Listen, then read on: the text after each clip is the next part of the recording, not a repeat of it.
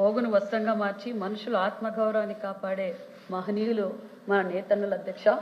మీరు పెద్దలు చెప్పినట్లుగా మేము ఇవన్నీ పరిశీలించాం అధ్యక్ష. ముఖ్యంగా ఆప్కో పరిశ్రమ ఈరోజు ఇంత నష్టాల్లోకి వెళ్ళటానికి ముఖ్య కారణం ఏంటంటే అధ్యక్ష, సొసైటీకి వెళ్తే ధర్మవరంలో ఒక సొసైటీకి వెళ్తే 2 పంచులు కూడా లేవు అక్కడ.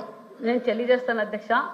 రెండు పంచులు లేవు గవర్నమెంట్ సొసైటీలో. ఈ చేనేతలు అండగా ఉండాలని మరి అన్న నందమూరి తారక రామారావు గారు ఏ విధంగా అయితే గౌరవించారో మనందరికీ తెలుసు. 14-19లో చేనేతలకు స్వర్ణ యుగంగా మారింది అధ్యక్ష.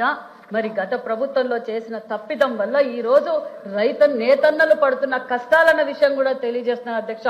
ఎందుకంటే సెంట్రల్ నుంచి ఆప్కో కోసము 120 కోట్ల రూపాయలు నిధులు తీసుకొచ్చి మళ్లించేశారు అధ్యక్ష. ఎందుకు వాడారో తెలియటం లేదు అధ్యక్ష.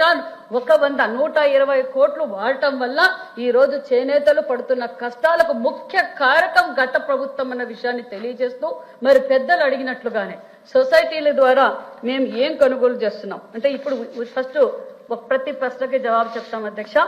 మరి ఆ 120 కోట్ల కోసం కూడా అధికారులు మరి దాని గురించి ఎక్కడ పోయినా ఏమని ఒక్కొక్కటిగా బయట తీస్తున్నారు. చట్టం తన పని తాను చేస్తుందనే విషయం కూడా తెలియజేస్తూ